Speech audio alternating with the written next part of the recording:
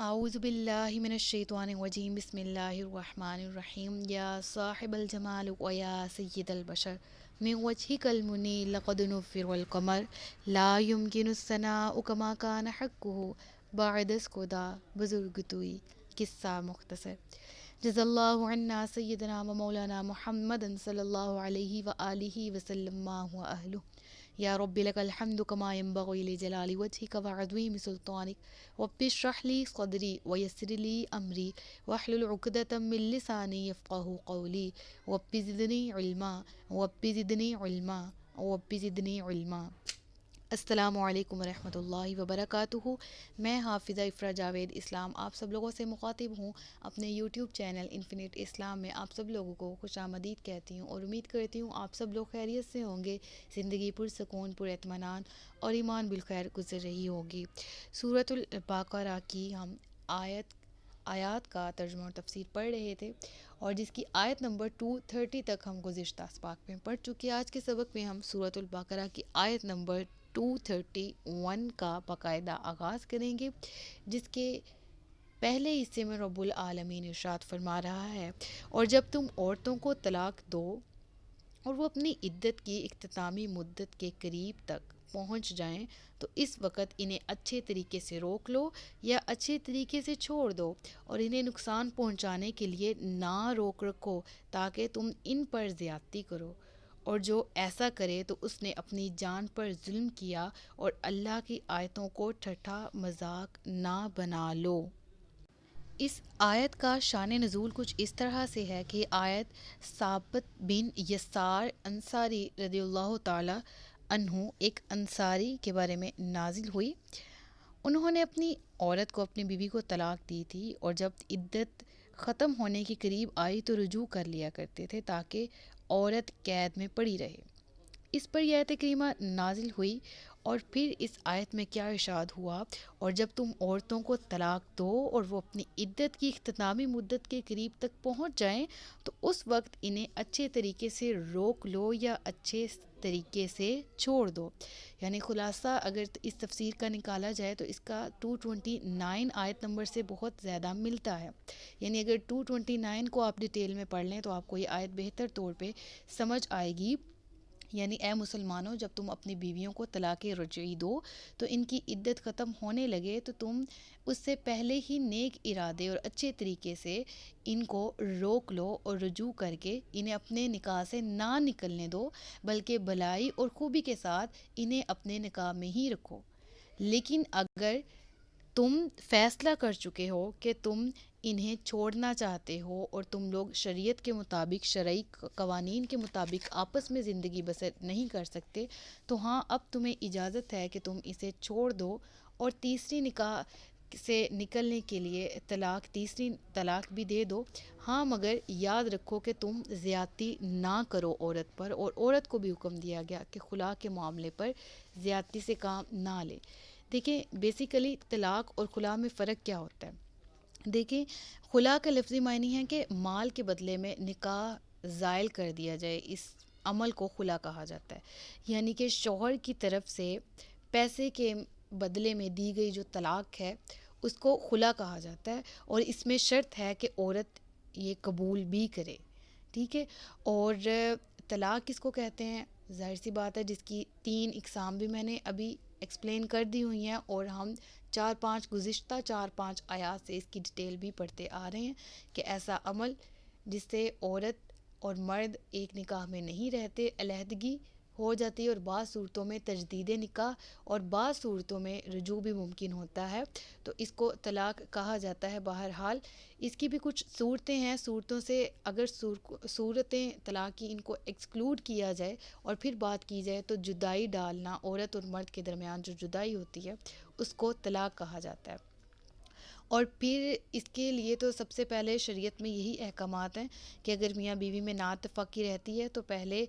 میاں بیوی کے گھر والے جو ہیں، گھر کے جو بڑے ہیں وہ صلح صفائی کی کوشش کریں اور ان دونوں کو آپس میں ملانے کی بھرپور کوشش کریں کہ یہ آپس میں جس جنگ میں یا جس لڑائی میں مبتلا ہیں ایک طرح سے،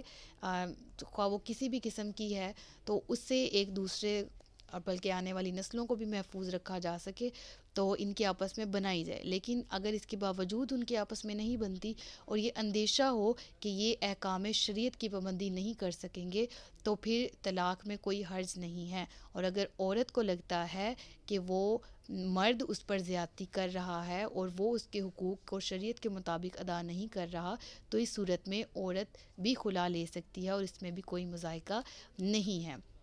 تو اس آیت میں رب العالمین ارشاد فرما رہا ہے کہ اگر تم روکنا چاہو تو اگر تمہیں معلوم ہو کہ تم اسلام کے قوانین کے مطابق اس کے ساتھ زندگی بسر کر سکتے ہو تو ضرور روکو. اور اگر تمہیں لگتا ہے کہ تم انصاف نہیں کر پاؤ گے تو تم ان عورتوں کو بھلائی کے ساتھ چھوڑ دو. تم اگر ظلم اور زیادتی کرنے کی نیت سے ان کو واپس بلاتے ہو اور تم انہیں تکلیف یا نقصان پہنچانے کی نیت سے رجوع کرتے ہو تو یہ فعل سراسر اللہ تبارک و تعالیٰ کی آیات کا مذاق اڑانے کے مترادف ہے. یعنی جس طرح مذاق میں کسی چیز کی پرواہ نہیں کی جاتی کہ کیا اس کا نتیجہ ہوگا کیا نہیں ہوگا، اسی طرح اللہ تعالیٰ کی آیتوں کی بھی پرواہ وہ لوگ نہیں کرتے جو اللہ تبارک و تعالیٰ سے بے خوف ہوتے ہیں. تو اللہ کہتا ہے کہ اگر کوئی ایسا کرتا ہے جو میری آیات کے ساتھ مذاق کرے، جو میرے احکامات کو نہ مانے، تو وہ جان لے کہ ایسا کرنے سے وہ اپنی ہی جان پر ظلم کر رہا ہے. اپنی جان پر ظلم کرنے سے کیا مراد؟ یعنی حکم الہی کی مخالفت کر کے گناہ گار ہوگا، اور گناہ گار ہوگا تو جہنم میں جائے گا. تو جو شخص خود کو جان بوجھ کے نافرمانی الہی میں مبتلا کر کے جہنم کا مستحق بنا رہا ہے تو ایسا شخص خود اپنی ہی جان پر ظلم کرنے والا ہے. کیونکہ دین اسلام میں احکامات جو دیے گئے وہ مومن مسلمان مرد اور عورت کی بھلائی کے لیے دیے گئے. تو اگر اب بھی وہ ان حدود کی پاسداری نہیں کرتے، خواہ مرد ہے خواہ عورت ہیں، تو پھر اللہ کہتا ہے اگر یہ میری حدوں سے بڑھے تو پھر جان لے کہ اپنی ہی جانوں پر ظلم کرنے والے میری آیات کا مذاق اڑاتے ہیں، یعنی جو احکامات میں نے دیے ان کے پیروکار نہیں ہیں. تو ان کے بارے میں آیت کے اگلے حصے میں کیا ارشاد ہو رہا ہے، اور اپنے اوپر اللہ کا احسان یاد کرو. اس نے تم پر جو کتاب اور حکمت اتاری ہے اسے یاد کرو، اس کے ذریعے وہ تمہیں نصیحت فرماتا ہے. اور اللہ سے ڈرتے رہو اور جان رکھو کہ اللہ سب کچھ جاننے والا ہے. یعنی اللہ تعالیٰ یہاں پر پھر احسان یاد کرا رہا ہے. اور احسان کیا کہ جن باؤنڈریز کو تم اپنے اوپر سخت تصور کر رہے ہو، جن حدود کو تم اپنے اوپر ایک مشکل تصور کر رہے ہو، حقیقت میں تو اللہ نے تمہاری زندگی کو آسان کرنے کے لیے یہ باؤنڈریز بنائی ہیں دین اسلام کی صورت میں. تو اللہ نے تمہیں دین اسلام کی دولت عطا کی، سید الانبیاء حضرت صلی اللہ علیہ وآلہ وسلم، حضرت محمد صلی اللہ علیہ وآلہ وسلم کا امتی بنایا، اور تمہیں تمہاری عبادات، تمہاری دنیاوی اور دینی معاملات، اور تمہیں ہر قسم کے معاشرت کے طریقے سکھائے، اس لیے کہ تم اللہ تبارک و تعالیٰ کی کتاب قرآن مجید کو، اس کے احکامات کو پڑھو، سمجھو، سیکھو اور ان پر عمل کرو، اور اللہ تبارک و تعالیٰ ہی کی آیات پر غور و فکر کرو. اس کائنات میں آنے کا مقصد جانو اور جان رکھو کہ جو بھی تمہارا عمل ہے اس کے پیچھے چھپی نیت اور اس عمل کو کرنے کی وجہ اللہ تبارک و تعالیٰ خوب جانتا ہے. یعنی آیت کے آخری حصے میں یہ فرمایا گیا کہ اگر تم اپنے معاملات کو، اور اپنے دنیاوی معاملات ہیں خواہ دینی معاملات ہیں، ان تمام کو اللہ کے سپرد کرو اور اللہ ہی کی پیروی کرو،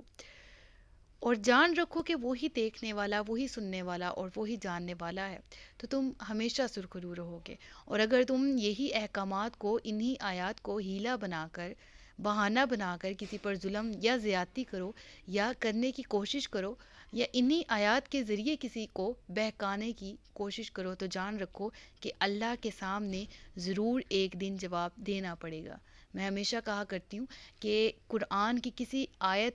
ایک آیت کو، کسی ایک جملے کو لے کر فیصلہ نہ کر لیجئے شریعت کا. بعض آیات قرآن مجید میں منسوخ بھی ہیں اور ان کی ناسخ آیات بھی موجود ہیں. تو ضرور پورے قرآن کا علم حاصل کریں اور کسی ایک لفظ سے کوئی معنی اخذ کر کے اپنا کنسپٹ نہ بنا لیا کریں. ضرور اہل علم کے پاس جایا کریں قرآن مجید سیکھنے کے لیے.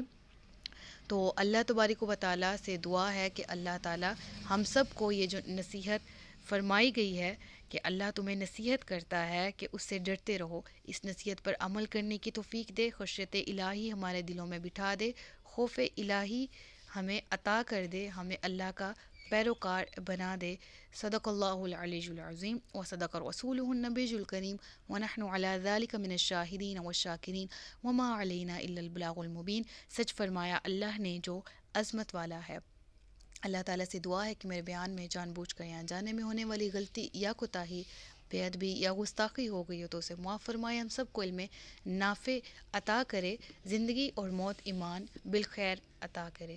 مجھے دعاؤں میں یاد رکھیے گا، اپنا خیال رکھیے گا، اپنے سے زیادہ دوسروں کا۔ تاجدار ختم نبوت زندہ باد، پاکستان ہمیشہ زندہ باد۔ السلام علیکم ورحمۃ اللہ وبرکاتہ۔